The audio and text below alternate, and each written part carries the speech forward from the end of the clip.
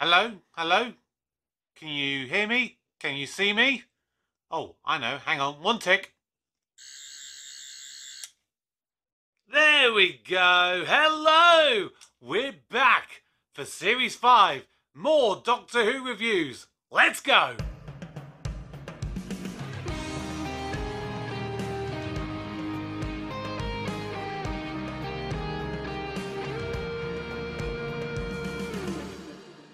Hello everybody, welcome back to the channel. My name's Kevin, I am a geek, you are watching Kevin the Geek, and we are finally back for a little bit more of Doctor Who. I apologise that it's been a little while since my kind of ongoing New Who Doctor Who review series, but we are finally back into it in the new year with Series 5. The first one with, of course, Matt Smith as the 11th Doctor. And if you haven't seen all of my other stuff, please do go back and check out all of my other Doctor Who reviews. I've done all the way up through to from Rose all the way through to where we are right now. I have done stuff in November where I reacted to and reviewed the Doctor Who 60th anniversary specials. I've done some of the other anniversary specials. I've done all of Torchwood. I've reacted to the first episodes of the Sarah Jane Adventures and Class. I've even reacted to the very first ever serial for classic Doctor Who in An Unearthly Child, so you can check all of that out. But we're here today to talk about the 11th Hour. Now, before I properly get into it, please note that what I always do with all of my Doctor Who reviews is I give each one a score out of 100 by giving 10 categories a score out of 10, and I use that for various rankings that I've done in the channel as well. So make sure you stick around to the end of the episode so you can see what score I give to this episode. And this is a new era for Doctor Who in so many ways compared to the first couple of series with, of course, Christopher Eccleston and then David Tennant. And obviously that means that we have a new Doctor, we have a new companion, but more importantly as well, we have a new showrunner. When this series was launched again, it was with Stephen Moffat, who was a bit of a fan favourite. You know, for a lot of his episodes that we had in the original RTD era, you know, we had episodes such as The Empty Child and the Doctor's Dancers. We had The Girl in the Fireplace. We had Blink. We had Silence in the Library. You know, all these wonderful kind of episodes that were penned by Stephen Moffat. And yeah, a lot of fans were very happy when he came aboard as the showrunner. And, you know, some people, for his overall era, have their kind of pros and cons about it. But this was the first episode he wrote as the showrunner. And I want to get some of the little stuff out of the way right here, right early on. You know, the special effects of this, despite going into, you know, a much more HD era, some of the special effects weren't necessarily great. You know, you look at, for example, the villain of the piece, the Prisoner Zero, when you see that kind of weird sneaky thing on screen, it does look very fake, I'm not gonna lie. But when I rewatched the episode today, the version I saw, which was from BBC iPlayer, I don't know whether it was just my TV that was better. I don't know if they've kind of upgraded the quality of the one that you can now stream. But the stuff that you saw with the Atraxi, you know, the aliens that were the guards of Prisoner Zero, they were much more detailed than I ever remembered. So the special effects is a little bit hit and miss. But the villain itself of the piece, it was kind of bog standard. It was just there as a supporting piece, as were the supporting cast, because in reality, the stars of this episode was the Doctor himself. It was Amy Pond. It was the Doctor and the companion. And this was, I believe, the first time since Rose that you had not only a new Doctor, but you also had a new companion as well. You know, kind of the start of the series, because you had Eccleston and Rose were there. Eccleston and Billy Piper. Then you went to Tennant and Billy Piper, but then Tennant stayed all the other time. So the 11th Hour is a new Doctor and a new companion. And so trying to get both of them introduced in this episode is a challenge. And with the 11th Doctor, what I will say about him, first of all, is kind of what I said when I reacted to Ncuti Gatwa and his introduction in the church on Ruby Road, which was, of course, his first full adventure in the Christmas special of 2023. Both him and Matt Smith made being the Doctor look effortless. And I know that it wasn't, because Matt Smith really likes to really think about some of the stuff behind the scenes, and when he's preparing for any kind of scene, he really does try to think about how he's going to do it. I'd be trying to get it out. I'd try and get the keys, or just at least one, or not. Or is it more powerful, do you think, to just keep it done? I think it is. I think struggle a bit and then know that actually to get out, I just have to try. Even on all that, you know who I am. It doesn't have to be. I can be a bit mad at the top, like, Amy, what's wrong with you? Why do you keep locking up? And then she's like, who are you? No, but you know who I am. Yeah. Look at the sky. It's the end of the world in 20 minutes. Yeah. Dum dum dum. The way that he portrays the Doctor is so different to how any other Doctor that we've seen in the modern era thus far. Christopher Eccleston was very straight, very, direct and to the point, and would have flashes of comedy or flashes of anger, but most of the time it's quite simple and direct and to the point. David Tennant, of course, was much more emotional. Matt Smith and the 11th Doctor, the best word that I could use to describe him is chaotic. He is a flapper. He is flamboyant. He is eccentric. There are so many different words you could use, but chaotic, I think, is probably the best word that I could realistically use there. He is just wonderful in the role, and I think the idea of having him in the story, in the case of Amy/Amelia, having him be a bit of a fairy tale style character, the flamboyant nature of his actions does really work in the confines of the story. Some people aren't necessarily a fan of the way that Matt Smith portrayed the 11th Doctor and all being handsy and everything.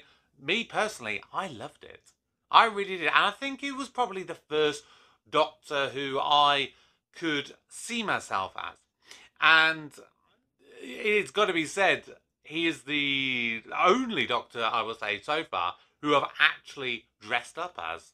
When I was at university, this was the key time for me, because I was in my second into my third year of university when we had the situation with David Tennant regenerating into Matt Smith. And the one thing, I think I might have mentioned it on the channel before, but the one thing I always remember about Matt Smith, it was when I worked at my local Butlins, because it was right around the corner from me, so I was working on the bar there, and there was a girl that I worked with who said after the after End of Time aired, she turned around to me and said, I'm not going to watch the new Doctor because I don't think he is as good as David Tennant. And first, I mean, I still am annoyed with people who say statements like that, because people who say statements like that, they are idiots, basically. Because how can you judge something? How could you judge Matt Smith on the 30 seconds worth of footage that you have of him at the End of Time? It's impossible to see what he's going to be like as the Doctor in that instant. But in this singular episode, he showed everybody what he was like as the Doctor. And that same girl actually then came up to me after this episode aired and she said, you know what, I actually watched that new episode. I said I was going to watch Doctor Who again, but I did watch it. And you know what? I was wrong. And I was so surprised that she actually managed to come out with a statement like that, because I never expected her to admit that she was wrong. But he was just so good in the role.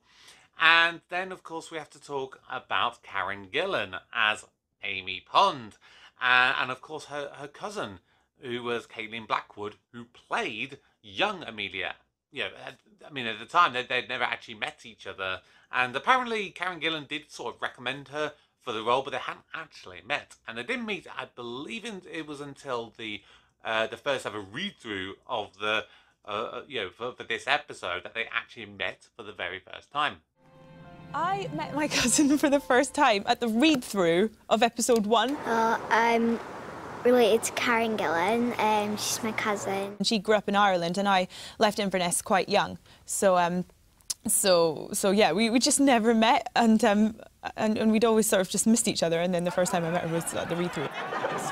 I think it's quite believable that we're the same person, because obviously there's family resemblance and there's just a connection there because we are of the same blood. Now, with Amy in this and Amelia, I did touch on this word earlier on, and that is the word of fairy tale. And the way that this Doctor is introduced in the story is like a fairy tale. And if you missed it, I actually did a ranking video in November last year where I spoke about some of my favourite tracks written by Murray Gold in Doctor Who. You know, that was of course with him coming back for the new era of Doctor Who. He'd gone away for the Jodie Whittaker area, but he's now back again. And there was one particular track which I selected on my list as being one of my favourites. I think I might have placed it maybe 3rd on the list. I could be wrong there. Now, in that ranking, the track that I selected from this episode is Amy in the TARDIS. And the reason I chose that, obviously you can still see it more in there, but it was because of the fact that technically it contained 2 tracks in one, because it featured the music that mostly featured when Amy enters the TARDIS for the first time, but also featured the track I Am the Doctor, which is the iconic theme that we all know as the 11th Doctor's theme. You know, the dun dun dun dun dun dun dun dun dun dun dun dun dun. That one, which is beautiful, and I still think, in my personal opinion, that is the best theme of a Doctor that we have had to this point, in my personal opinion. But the first part of that, the Amy in the TARDIS, that is that sort of lightened fairy tale kind of music, and it repeats itself a lot throughout this particular episode. You hear it when Amelia thinks that she's going to be travelling with the Doctor, young Amelia that is, and she runs away and she's packing her suitcase and she goes and sits outside while she's waiting for the Doctor. Then you have it a little bit later on when Amy traps the Doctor in the car by his tie and he throws her the apple and he's like, you know, this is the same apple that you gave me when you were a little girl. And then of course they then use it when she enters the TARDIS for the first time. And I love that moment. I love all 3 of those scenes because it shows the nature of the Doctor's relationship to Amy at this point. You know, when he throws her that apple, it is a sense that, you know, it takes her back to that childhood. And Amy as a character, because of, you know, meeting this man who she then kind of goes on to think is a bit of an imaginary friend, because, you know, he turned up and, you know, he never appears again. She's thinking, was he imaginary? Did I just dream it? You know, she's never 100% sure. It turns her quite cynical as a person. It turns her quite blunt and direct, and some people may say Scottish. Yeah, believe that what you will. But that is the case with Amy. She becomes such a strong and independent and cynical character that when the Doctor comes back into her life, she just cannot believe it. You know, This is the friend that she had when she was a child. And why is he suddenly back in my life? Is he still not real? Am I dreaming? Once again, he throws her that apple, and in that moment, she's transported back to being that little, 7, 8-year-old girl. And then later on, of course, when she goes into the TARDIS, again, she's probably dreamed of this moment for 14 years. She's dreamed about what the inside of the TARDIS actually looks like. She's heard that there's a library. She's heard that there's a swimming pool. But to actually be able to be in there and to see it, it is this truly magical moment for her. And speaking of that moment, I do want to give major props to the TARDIS and the set design of the TARDIS, because it is beautiful. It is absolutely stunning. And the attention to detail that went into it is something truly to be admired. And I remember seeing a video around the time that this series originally came out. I think it was on the BBC website.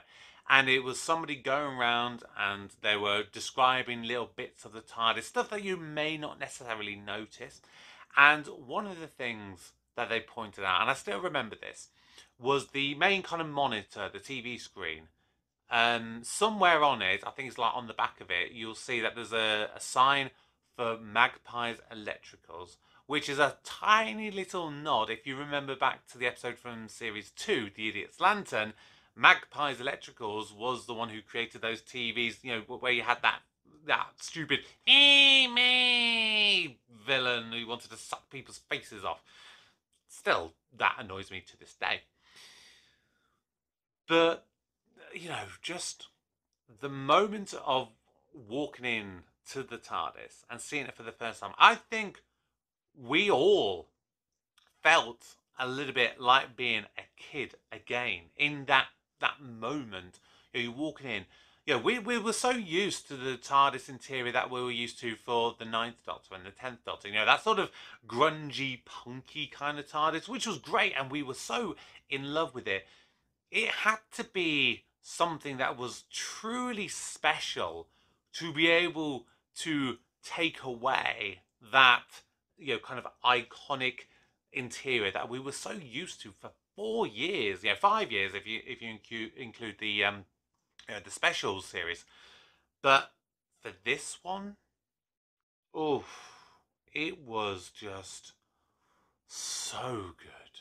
You just walk in there and the lighting and the warmth was just, it was like being in a warm, cozy blanket. You're just like, I really want to be in this area. And because they were given a bigger set space that they were allowed to have for the TARDIS, it meant they were able to do stuff that they hadn't really done before for the TARDIS. They had the different levels. I love the glass floor, and then the space underneath it. That for me was great, and we've utilised that space in so many different episodes, and I may talk about them at a later point. But it was just a brilliant choice of set to rebuild and rejuvenate the TARDIS.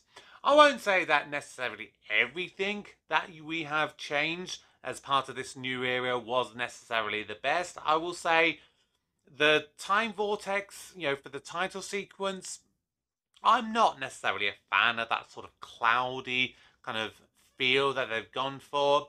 For me personally, I don't necessarily like it. The one thing I will say about the title sequence at this moment in time for Series 5, I think it was Series 6 that they changed it. When the Doctor Who logo necessarily comes in, they add the BBC logo into the logo of Doctor Who, and I really hate that, because for me, it is Doctor Who. It is the Doctor Who logo. That is the specialty. The BBC is just, they're there to the side. They're the people that's airing it. The Doctor Who is the focus. Let it be when you go into the first scene, you have the secondary logo come up for the BBC. That's fine. You do it when that happens, but don't make it part of the logo. So, when they added that in later, that still bugs me, and they do it to this day. But that's a nitpick of mine. The actual logo for Doctor Who, you know, for this era, I think it's okay.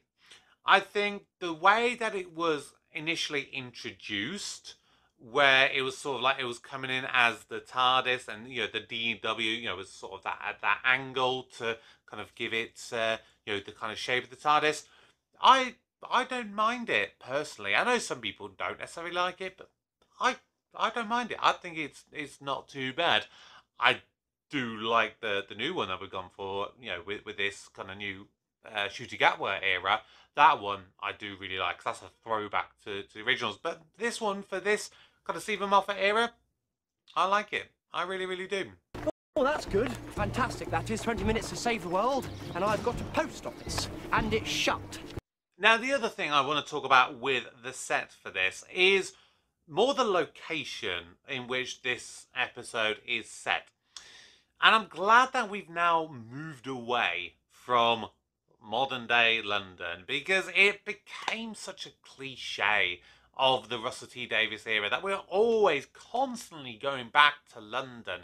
You know, and for a show where, you know, you have this wonderful madman with a box who can travel literally to any planet at any time period, the fact that we always come back to modern day London, it was boring. So although we're taking another companion and it is from the modern day, the fact that we're going to a little English village, I like that.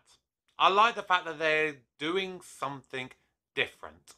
We've done a lot of London in Doctor Who. The truth is, it became almost one of the cliches of the series because it was so successful. We did it so often. You saw it so much, you got bored of it. So we thought, what other iconic English thing can you do? I think there's just something very British about a little countryside. And for me, again, around about the time that I would have been watching this particular series, I was working down at a haven sort of holiday camp for the summer.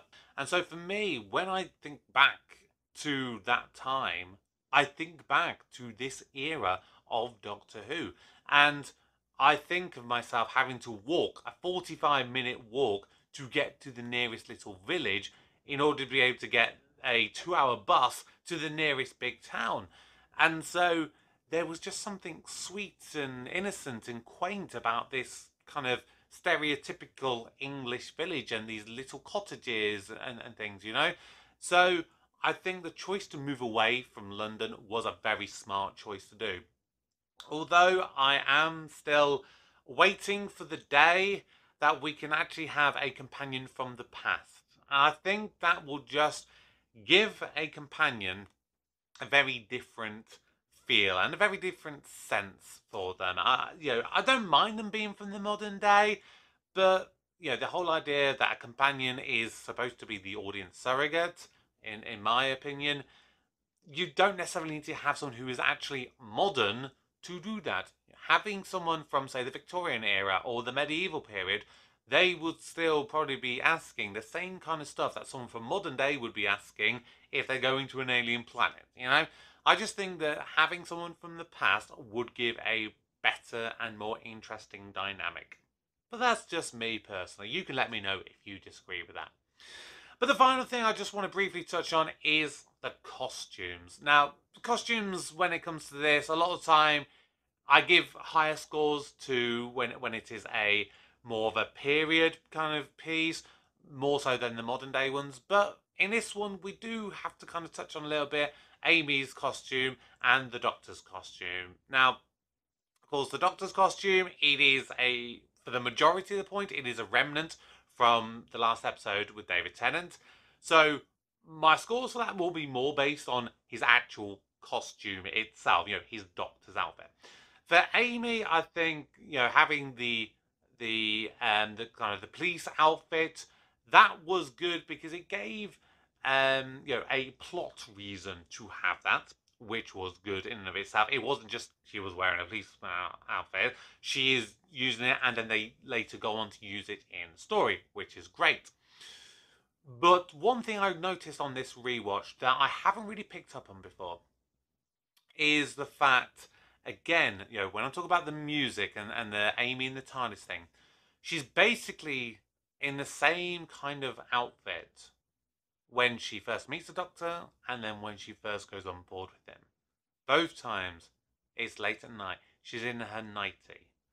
And it's just that subtle impact that this has. You know, she is waiting all this time for the chance to go on this adventure with the Doctor.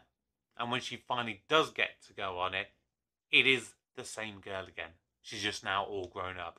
And that is reflected, I think, in the outfit that she's wearing, in, you know, her nightwear. And I think that's, like I said, it's one of those tiny little touches that I think is overlooked. Now, the Doctor's costume, you know, the Doctor's outfit, when he finally gets it after nicking it all from the you know, the changing rooms in the hospital, which I think was a nice touch rather than having to get it from a wardrobe. I do think that the choice of the outfit was brilliant. It worked for his Doctor.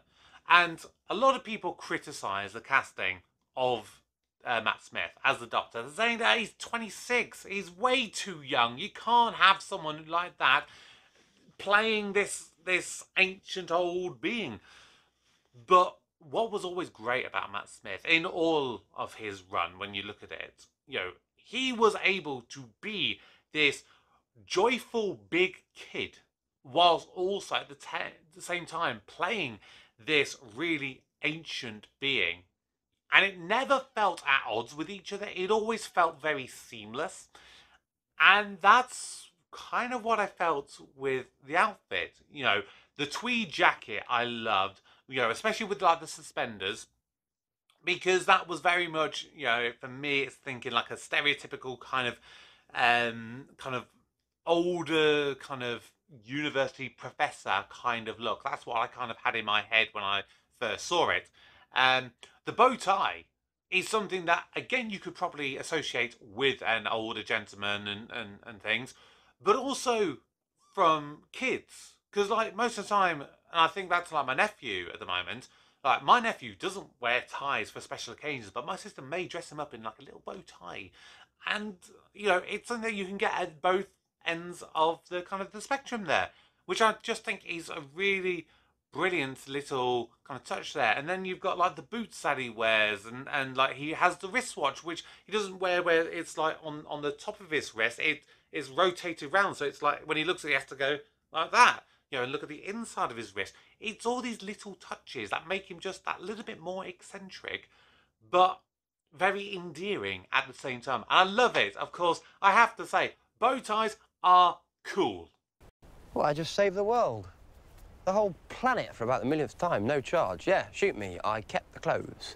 Including the bow tie. Yeah, it's cool. Bow ties are cool. So I do think it's safe to say that I loved this introduction to the 11th Doctor. I loved this introduction to Amy Pond. I loved this introduction to the Stephen Moffat era. But, most importantly, it is now time to rank this episode. And as I said at the start, there are 10 categories, each getting a score out of 100. So, what are the scores for this episode? Let's find out.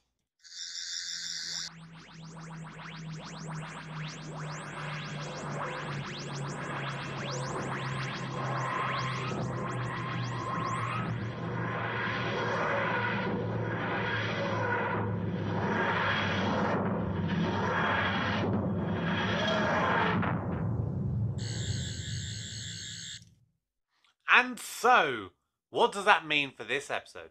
Well, it means that the 11th Hour has scored the highest score ever I have given to a series opener. This episode scores 82 marks out of 100, which gives it an A ranking. And for me, I just think that this episode is a wonderful way to introduce the 11th Doctor to Amy, to this new TARDIS, to this new era. And I am so happy to now continue on reviewing the rest of these episodes. Make sure you join me next week for my review of The Beast Below, and make sure you check out all of my other Doctor Who content on the channel as well. What are your thoughts to this episode? Please drop them in the comments down below. But for today, my name's Kevin. I am a geek, and you've been watching Kevin the Geek. Goodbye.